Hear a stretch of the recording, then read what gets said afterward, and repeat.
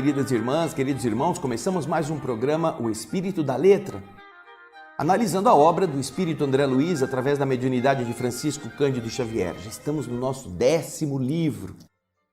Fale para os seus amigos que tem quase toda a obra de André Luiz já lida e comentada, mas esse aqui é especial.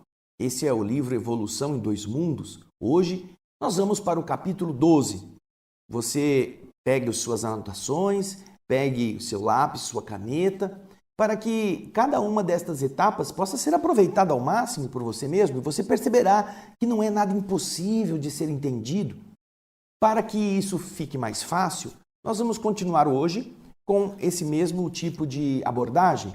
E se você estiver achando interessante, você pode nos escrever, pode dizer o que você está achando, se está facilitando o seu entendimento, a leitura, a compreensão de cada capítulo, porque nós fazemos um resumo.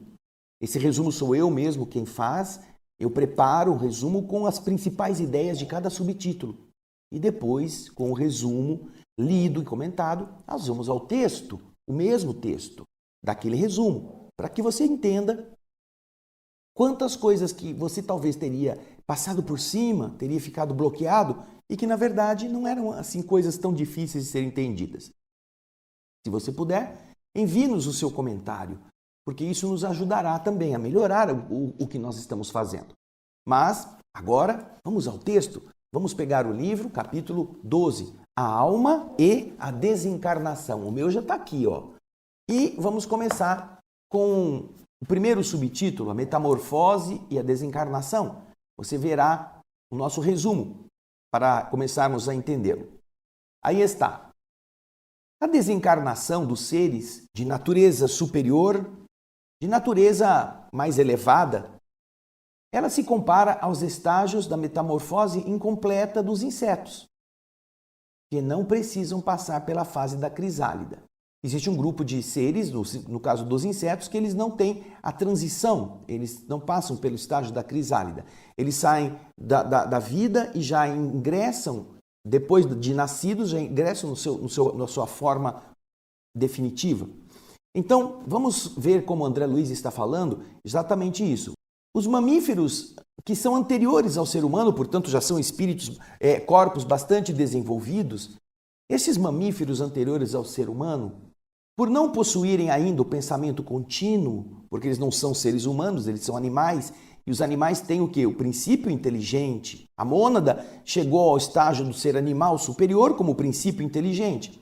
Então, eles não tendo o pensamento contínuo, eles não são capazes de manter a nova forma depois que desencarnam, acercando-se então espiritualmente dos ninhos aonde eles se desenvolvem seus companheiros, aqueles lugares onde seus irmãos de raça estão se desenvolvendo. E como não podem realizar ainda a geração de células, a histogênese das células do perispírito, eles permanecem em estado latente no novo plano, no plano espiritual, para onde eles foram depois da morte. No qual, com raras exceções, eles ficam por curto período, por não controlarem os órgãos do perispírito por falta da substância mental consciente. Lembremos-nos que nós estamos então vendo a desencarnação de animais superiores, mas que não são ainda totalmente inteligentes. Eles não têm o poder de plasmar o perispírito, de controlar os órgãos do perispírito. Então o que acontece? Eles morrem, eles entram em contato com os seres que eram da sua afinidade, mas eles permanecem em estado latente, com algumas exceções. Nós vamos ver aí algumas exceções. Mas mesmo estas exceções, depois de terminado o período delas, eles voltam a esse estado de letargia. Vamos voltar ao texto? Então, eles ficam por um período em estado latente. Quando isso é possível, estes animais, estes seres superiores, mas não ainda humanos, eles são aproveitados no plano espiritual em serviço por certo tempo. Período que termina, quando termina, eles e os outros que não foram aproveitados em serviços, eles caem em uma hibernação. o seu perispírito entra no estado de dormência. E eles são atraídos para o campo genésico, para aquela região da gestação das famílias animais às quais eles se ajustam, para que eles possam ter um novo corpo e continuarem a sua evolução com o automatismo e o instinto em desenvolvimento. Então, o que nós estamos entendendo pela explicação de André Luiz é que o animal que desencarna nesse estágio, por ele ainda não ter o pensamento completo, ele fica numa situação de letargia, ele se mantém mais ou menos próximo daquele núcleo onde ele estava antes, não o núcleo físico, não é a casa do dono, mas aquela raça onde ele se encontrava, por afinidade, é óbvio, e quando é possível, os espíritos acima deles podem utilizá-los em tarefas. Mas mesmo quando terminam essas tarefas, ou quando aqueles não foram utilizados em tarefas, eles entram num período de hibernação. Como se eles ficassem adormecidos, mas eles são, por afinidade, atraídos para aquele núcleo, onde eles vão tomar um novo corpo para prosseguirem o processo reencarnatório, com o desenvolvimento do instinto e também, como nós vimos no Livro dos Espíritos, o instinto é uma forma de inteligência, porém uma inteligência não racional, fazendo com que eles possam depois atingirem já um estágio que lhes permita migrar para a elevação do espírito, para o ser completamente racional. Então você viu que por falta de uma substância consciente, algum princípio que nós já vimos que as células possuem, onde esteja a vinculação do corpo ao espírito, do espírito ao corpo, por falta dessa substância consciente, o espírito, o ser, princípio inteligente, no estágio animal, não consegue controlar a formação das células do perispírito, a administração dos órgãos, então ele entra num estado de dormência. E a partir disto, ele vai ser atraído para os núcleos onde eles estavam afinizados, com os animais indo para as suas famílias próprias, o gato para o gato, o cachorro para o cachorro, o pássaro para o pássaro, dependendo do seu estágio evolutivo, é claro. E ali ele vai continuar renascendo para ir assimilando novas experiências que vão permitir que ele vá se qualificando para tornar-se um espírito humano mais adiante. Bem, agora que nós vimos a explicação, vamos para o texto Metamorfose e Desencarnação. Acompanhe os slides comigo. Dosando os acontecimentos da desencarnação, diz André, é importante recorrer ainda ao mundo dos insetos para lembrar que se existem aqueles de metamorfose total, existem os insetos de metamorfose incompleta, os chamados hemimetábolos, que são meia metamorfose, metade da metamorfose, cuja larva sai do ovo e se converte imediatamente num indivíduo, sem passar pela fase pupal, a fase de pupa, de crisálida, de ninfa. É o que acontece com os malófagos, os ácaros, como os piolhos, entre outros, que são desprovidos de asas, embora possuam um aparelho bucal triturador. Eles têm um aparelho que tinham as larvas, que comiam as folhas da sua samambaia, mas eles não têm asas, nem vão desenvolvê-las. Apresentando características singulares, no capítulo da Transfiguração, em todas as ordens nas quais se subdividem, os insetos, de alguma forma, exprimem, demonstram no desenvolvimento da metamorfose própria deles, que lhes marca a existência, a escala de fenômenos que vale, que vige, que vigora para a desencarnação dos seres de natureza superior. Quando ele diz natureza superior, aqui ele se refere ao estágio evolutivo biológico. Estão seres, biologicamente falando, classificados na escala de animais superiores. Nós não estamos falando de seres espirituais de natureza superior, estamos falando de corpos. E ele continua explicando. Em relação ao homem, os mamíferos que se ligam a nós outros por extremos laços de parentesco, então, relacionando-se com o homem, aqueles mamíferos que estão imediatamente anteriores ao homem, e que se ligam a nós por laços de parentesco, ao desencarnarem, ligam-se aos ninhos em que se lhes desenvolvem os companheiros. E como acontece entre os animais inferiores, nas múltiplas faixas evolutivas em que se escalonam, não possuem pensamento contínuo para a obtenção de meios destinados à manutenção da nova forma.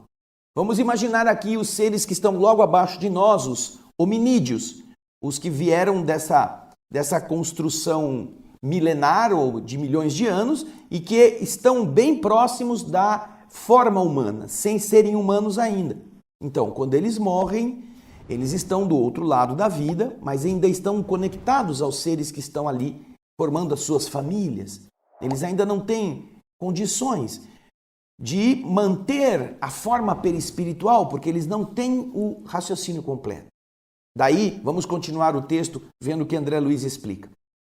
Encontram-se desse modo a quem antes, abaixo da histogênese, da condição de gerar células espirituais, inabilitados, sem a habilidade para um mais amplo equilíbrio que lhes garantiria, asseguraria a subida a novo plano de consciência. Eles ainda não conseguem fazer isso. Em razão disto, quando acontece a histólise ou a morte celular, a morte dos tecidos celulares físicos, nos eventos profundos da morte física, dilata-se-lhes, aumenta-se-lhes, segue-se o período de vida latente. Eles entram no estado de uma vida que está latente, na esfera espiritual, onde, com exceção de raras espécies, eles se demoram por tempo curto, ficam pouco tempo na esfera espiritual, nesse estágio latente, incapazes de manobrar os órgãos do aparelho do perispírito, que lhes é característico, porque eles não possuem a substância mental consciente, eles não conseguem com consciência, mesmo que seja automatizado, controlar o aparelho psicossomático de forma completa. E aí é que vem aquilo que André Luiz está explicando na sequência. Quando eles não se fazem aproveitados na espiritualidade, em serviço ao qual se filiam durante certa cota de tempo, caem quase sempre de imediato à morte do corpo carnal, em pesada letargia, em pesado sono, prostração, semelhante à hibernação, como acontece com o urso que vai dormir durante o inverno, não é? Acabando, nesse estágio, automaticamente atraídos para o campo genésico das famílias a que se ajustam, retomando o organismo com que vão se confiar a uma nova etapa de experiência, com os ascendentes do automatismo e do instinto que já existem fixados no seu ser, e sofrendo naturalmente todo o tipo de testes, ou como ele chama aqui, o preço hipotecável aos valores decisivos da evolução. Ele vai ter que passar pelas experiências, pelas dificuldades, pelas dores, por tudo aquilo que os animais precisam passar para que ele possa chegar a patamares mais elevados. Então você vê aí que interessante. Nós vimos, por exemplo, no Livro dos Espíritos, a informação que os animais têm rápido processo reencarnatório. Exatamente porque eles não têm o controle da forma. Mas que, em alguns casos, eles podem ser utilizados no plano espiritual por um certo tempo para prestarem algum tipo de serviço. Dependendo, não são todos, mas nós vamos encontrar esses seres ainda em processos evolutivos, existindo do outro lado, para que eles possam também prestar algum tipo de serviço aos espíritos que precisam deles. André Luiz relata, por exemplo, a cooperação de muares ou mulas, trazendo das trevas, dos umbrais, as carroças com os espíritos que foram resgatados. Temos os cães que vão à frente, também de uma certa forma protegendo esta caravana. São animais que estão do lado de lá sendo utilizados em serviços. Porém, depois de um certo tempo, eles entram no estágio de hibernação, porque eles precisam renascer.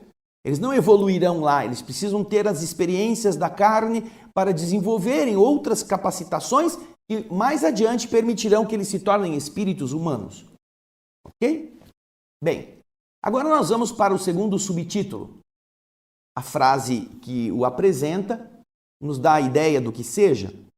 Histogênese, nós estamos entendendo, como você já viu nos nossos programas anteriores, que é a gênese das células. Então, além disso, além da gênese das células, agora nós estamos vendo aí André Luiz que, no resumo, nos ensina o seguinte. Aquela mônada original, lembra? Nos primeiros capítulos ele falava da mônada. Essa mônada original, ela foi evoluindo. Agora, ela está na fase de princípio inteligente. Princípio inteligente, que é justamente o do ser que está no reino animal.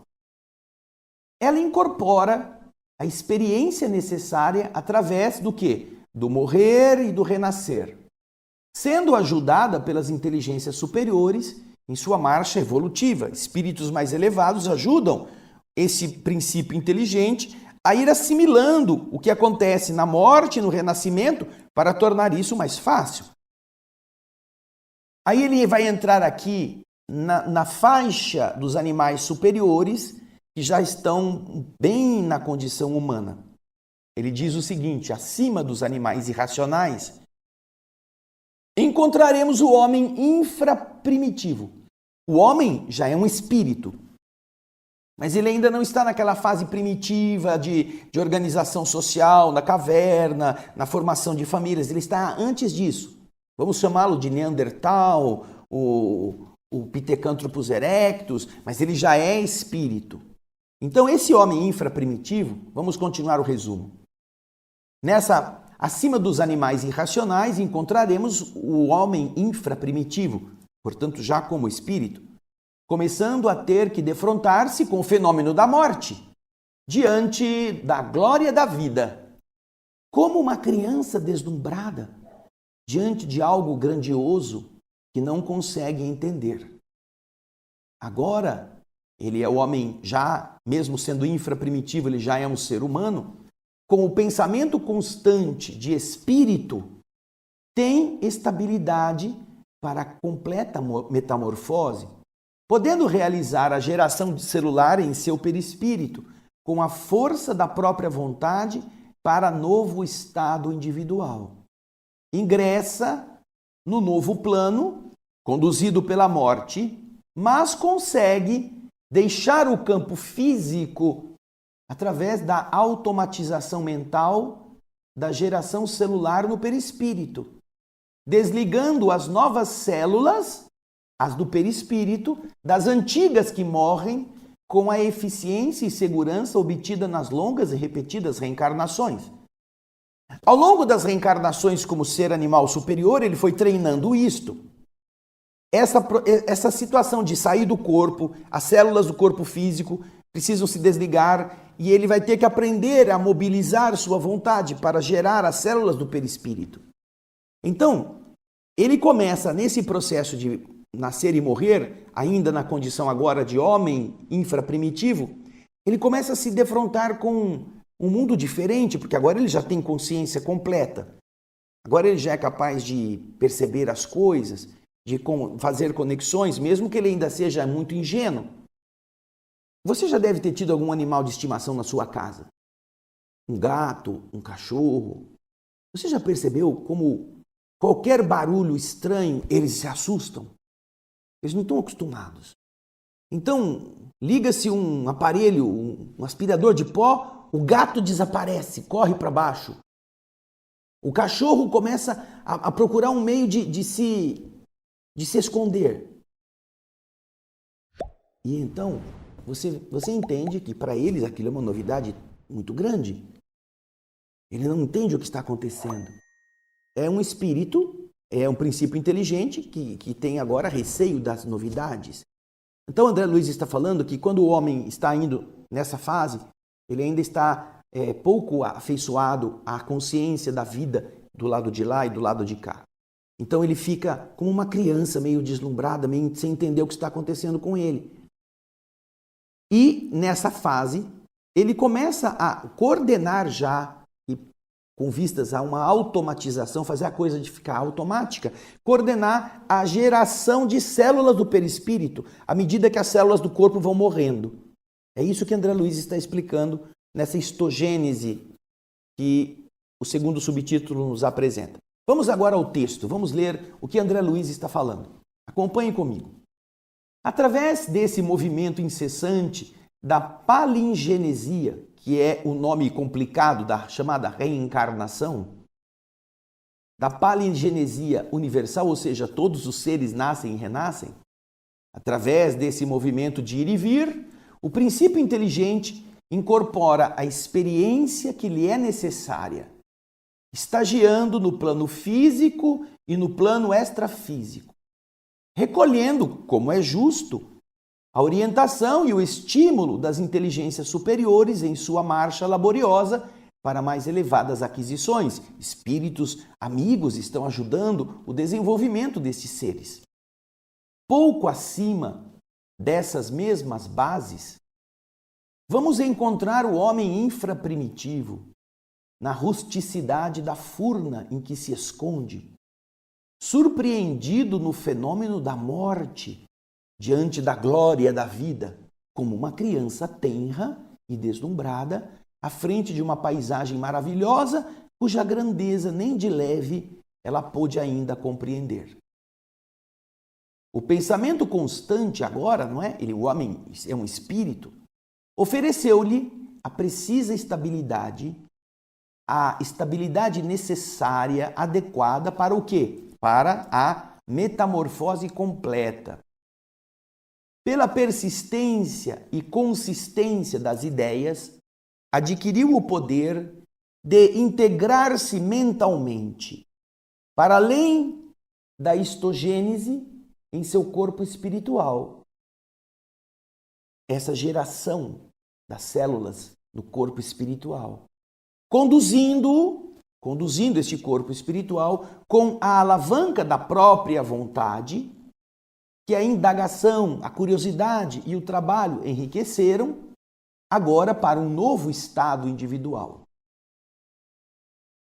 Acariciada pelo bafejo, pelo sopro edificante dos construtores divinos, que lhe acalentam, cocolam, que amparam a sua marcha, a criatura humana dorme o sono da morte, mumificando-se na cadaverização, como acontece à pupa, e segregando, produzindo substâncias mentais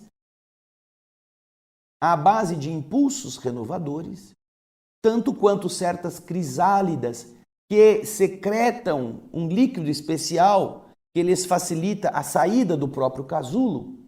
A alma que desencarna, terminado o processo da morte das células que lhe constituíam o carro biológico, ou o corpo de carne, quando as células morrem, e fortificado o campo mental em que eles se enovelaram, se envolveram em novos anseios e as novas disposições, esse espírito consegue livrar-se mecanicamente dos órgãos físicos, agora imprestáveis, realizando, por avançado automatismo, o trabalho de geração celular ou o trabalho histogenético, pelo qual desliga as células sutis, desliga as células do perispírito daqueles remanescentes celulares do corpo físico lançado à queda irreversível, à morte, agindo agora com a eficiência e a segurança que as longas e reiteradas recapitulações, recordações, repetições lhe conferiram. Isso ao longo dos seus estágios animais superiores, como nós vimos. Então você vê que interessante. Enquanto o ser está estagiando como princípio inteligente, ele não consegue governar o processo da fabricação das células do perispírito. Ele ficará então em um estado de hibernação por um tempo, até que ele seja de novo atraído para reencarnar num corpo semelhante ou da família animal a que ele pertencia. E continuar o processo de ir enriquecendo. Mas isso é um processo que ele vai melhorando a cada etapa. Quando ele atinge o nível de ser humano, mesmo que seja o que se esconde nas cavernas, nas furnas, ele já tem a capacidade mental completa. Então, a partir daí, ele começa já a poder desejar, poder pensar, poder controlar a formação celular do seu perispírito. E é isso que vai fazer com que esse processo de ir e voltar vá automatizando o mecanismo de separação. Quando o corpo físico morre, as células do corpo físico estão morrendo, ele mentalmente, o seu perispírito, sua inteligência é capaz de fazer com que as suas células espirituais possam desligar-se das células físicas. Porque o corpo vai ser decomposto, mas ele está agora com o corpo mais sutil, o corpo do perispírito. Então, isto é um processo que ele vai mecanizando na região do homem infraprimitivo, daí depois de muitas encarnações ele vai melhorando isso, vai melhorando, até que ele atinge um estágio de Homo sapiens sapiens, já mais desenvolvido culturalmente, com o controle automatizado de uma forma muito mais plena, não é? Olha que interessante. Vamos agora a outro subtítulo. Vamos acompanhar agora o selvagem desencarnado. Aí está o resumo que fizemos. Esse homem selvagem, estágio superior da vida animal, obviamente, como já vimos, o animal irracional, depois vem o homem selvagem. Desenvolvendo a inteligência, por meio da força e da astúcia, ao explorar os seres inferiores, quando se vê fora do corpo de carne, se sente um menino assustado, incapaz de enfrentar o desconhecido, permanecendo aconchegado ao pé dos seus entes queridos, na companhia dos quais passa a viver, ainda que em espírito, como se estivesse em uma ligação íntima, ansioso por voltar à vida carnal, que lhe parece ser a única abordável à sua mente infantil. Ele morreu, fica ali perto daqueles que ele amou, que ele tinha contato, e fica esperando, eu quero voltar, quero de novo ter a chance de nascer. Nessa fase, ele só é capaz de pensar dentro dos limites da vida tribal em que ele se acha.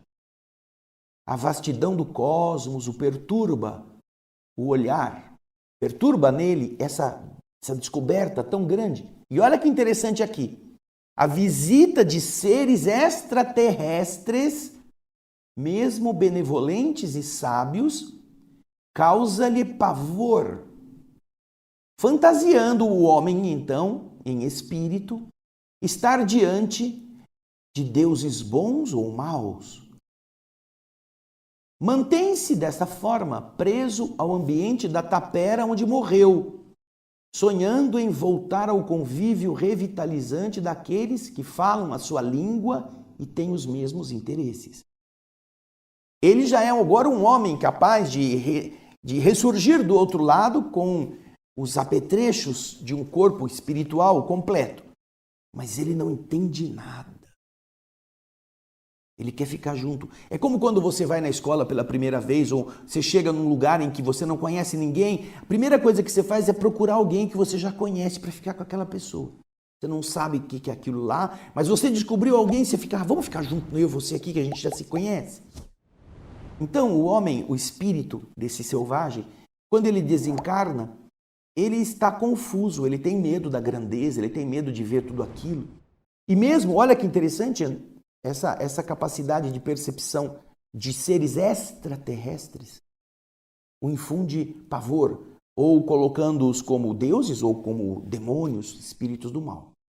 Vamos acompanhar agora o trecho, o selvagem desencarnado, na obra de André Luiz.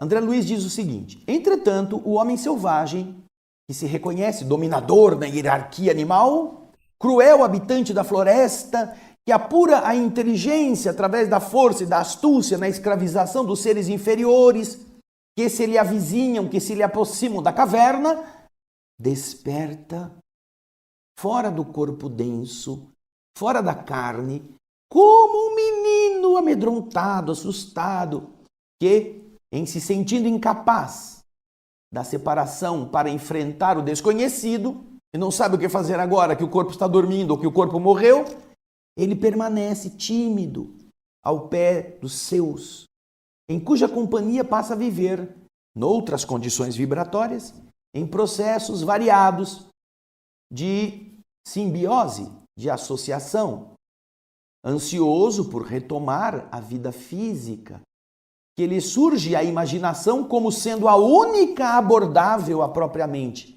a única que vai lhe dar condições de ele ser ele mesmo, a vida física.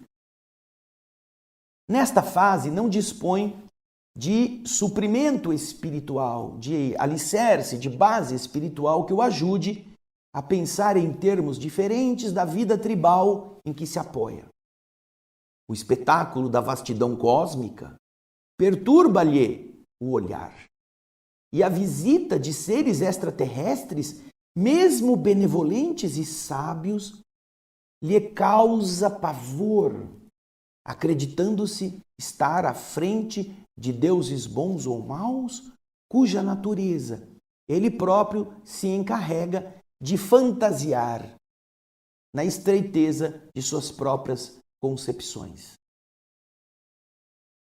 Olha só, interessante. Acuado. Agora que ele está preso ali, né? Está do outro lado, não sabe o que fazer. Acuado na choça, na tapera, onde a morte lhe roubou o veículo físico, respira a atmosfera morna em que se acasalam os seus herdeiros do sangue. Ele fica ali, junto deles, para ausentar-se dali somente quando a família se afasta, requisitada por duras necessidades de subsistência e de asilo. Ele só vai sair daquela choça quando a família mudar para outra choça, quando a família for atrás de caça, aí ele acompanha aquele grupo. E o homem primitivo, que desencarnou, suspirando pelo devotamento dos pais, e notadamente pelo carinho do colo materno, expulso do corpo físico, não tem outro sonho, não tem outro pensamento, senão voltar ao convívio revitalizante daqueles que lhe usam a linguagem e lhe compartilham, lhe comungam os interesses. Ele quer voltar para a velha família. Esse é o pensamento do homem primitivo. Agora, espírito. Interessante, não? Ele permanece ali, junto daqueles que eram da sua família, que ele ajudou a ter um corpo, que ele gostou deles, que ele tinha afinidades. E ele não entende, ele prefere o seguro do que o incerto. Tem medo do incerto. E quando aparece alguém de outra forma, de outro mundo, ele amedrontado, ele chama isso de deuses, põe o trovão como representante, o fogo, o vento. São deuses que podem simbolizar aquelas entidades extraterrestres que visitam o homem nessa fase. Bacana, né? Olha que interessante. Então você está vendo, ele morreu no corpo e continua preso ao grupo que estava ainda representando a sua família. E o sonho dele é voltar para nascer. Ele quer voltar a se sentir membro daquele mesmo clã. Vamos agora então ao próximo e tão interessante subtítulo. O subtítulo que se chama Monoideísmo e Reencarnação. Mono é único, um só. Ideísmo é a ideia, aquele pensamento único. E é o que ele está querendo. Qual era o pensamento mesmo? Quero nascer, quero nascer, quero renascer, quero um corpo para mim, eu quero ficar aqui, eu não quero ir embora daqui, quero ficar com eles. Monoideísmo e reencarnação. Vamos ver o resumo. A ideia fixa da mente espiritual primitiva, no sentido da reencarnação, faz com que outros desejos que ele poderia ter sejam ignorados no seu íntimo. Ele passa a não mais querer outras coisas a não ser renascer. Dessa forma, os órgãos do corpo espiritual, aqueles órgãos que agora ele já possui no perispírito, que não teriam outra função a não ser que ele quisesse, eles vão se retraindo, vão se atrofiando. e eles se acomodam, eles se transformam na sede da mente, o corpo mental, onde eles permaneceram ocultos e definhados com base nos pensamentos fechados sobre si mesmo, como se fosse o germe vivo entre as paredes do ovo. Para reverter essa fase de ovoidização, somente a reencarnação se apresenta, comportando-se o espírito muito parecido com as bactérias que se transformam em esporos quando tem um ambiente hostil, esperando que surjam as condições de meio propício para que de novo possam eclodir. Produziu a atrofia das células perispirituais causada pelo monoideísmo auto-hipnotizante, gerado pelo pensamento fixo depressivo representado pelo desejo de retomar o corpo físico. Olha que interessante. A ideia fixa plasma um perispírito adulterado, sem outros apetrechos, porque não é mais o importante, ele quer voltar para a carne. E isso faz com que ele perca aquela forma perispiritual e ele precise recuperá-la. E essa ovoidização, porque ele fica parecendo como se fosse um corpúsculo ovoide, que é a aparência do corpo mental, só pode ser revertida com o renascimento. Quando ele renascer, ele vai ter que refazer o perispírito. Olha que legal. A mesma ovoidização, diz André Luiz, acontece em todos os espíritos que caem em demorada situação de desequilíbrio na forma do corpo mental. Nós vimos isso em livros como Libertação, os ovoides, corpúsculos ovoides. Mesmo quando nós estamos já no controle de nós mesmos, não somos mais primitivos, já entendemos a nossa condição espiritual, mas somos maus, só queremos o mal, nós já entramos num estado de desequilíbrio que não mais controlamos a nossa forma do perispírito, e o perispírito perde, por causa do monoideísmo, da ideia fixa, ele perde essa capacidade de se manter como um corpo, com as aparências de um corpo. Ele fica transformado em como se fosse uma coisa parecida com um ovo de Páscoa, grandão assim. É a tal da ovoidização. Agora nós vamos ver o texto de André Luiz. Vamos lá? Ressurgir na própria taba e renascer na carne, cujas exalações lhe magnetizam a alma, constituem aspiração incessante do selvagem desencarnado. Nele se estabelece o monoideísmo, a monoideia, a ideia única, pelo qual os outros desejos vão se empalidecendo no seu íntimo. Pela obstrução, pela oclusão de outros estímulos, os órgãos do corpo espiritual se retraem ou se atrofiam por ausência de função e se voltam instintivamente para a sede do governo mental, a sede do governo da mente, onde se localizam ocultos e definhados, no fulcro dos pensamentos, na base dos pensamentos em circuito fechado sobre si mesmos, como implementos potenciais do germe vivo entre as paredes de um ovo, como se fosse aquele germezinho que está dentro da semente ou dentro do ovo. Interessante você entender como que o próprio ser faz isso com ele mesmo, né? Como ele não tem interesses mais que não sejam de voltar à carne, todos os órgãos vão se definhando e vão se concentrando num germe que vai ter esta aparência. Vamos voltar ao resumo, ao texto, aliás. Nessas circunstâncias, diz André Luiz, se o monoideísmo é somente reversível através da reencarnação, a criatura humana desencarnada, mantida a justa distância, ela lembra as bactérias que se transformam em esporos quando as condições de meio se lhes apresentam inadequadas, tornando-se imóveis e resistindo admiravelmente ao frio e ao calor durante anos, para regressarem ao ciclo de evolução que lhes é peculiar, tão logo se identifiquem de novo em ambiente propício. Sentindo-se em clima diferente, contrário ao seu modo de ser, o homem primitivo, fora do corpo físico, recusa-se ao movimento da esfera extrafísica. Ele não quer ir ver como são as coisas. Ele tem medo.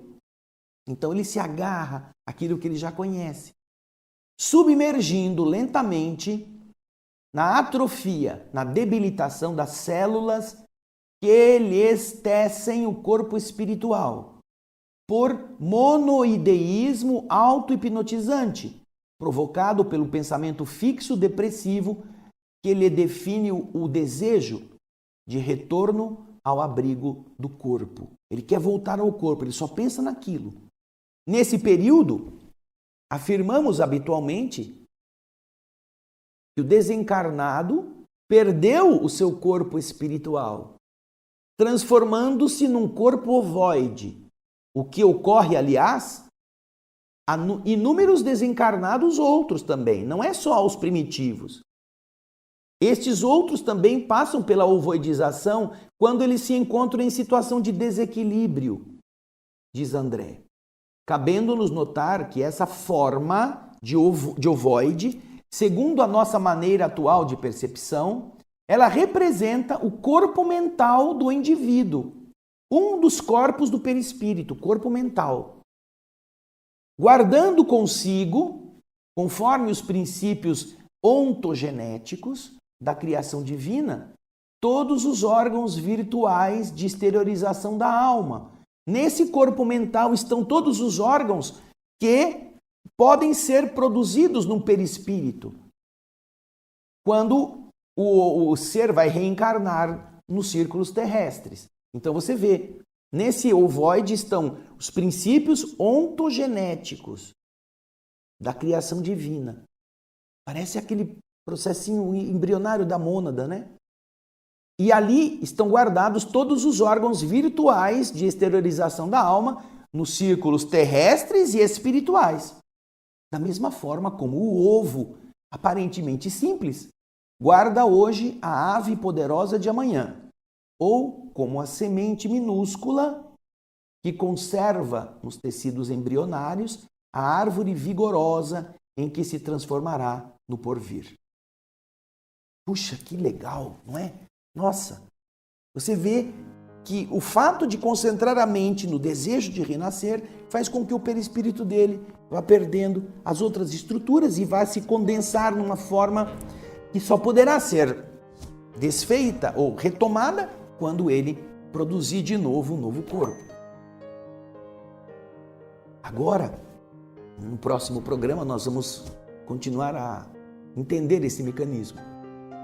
Eu espero que você possa estar interessado em saber como todas estas coisas acontecem e entender que não apenas o perispírito do primitivo homem pode sofrer a ovoidização por ideia fixa, como o nosso também.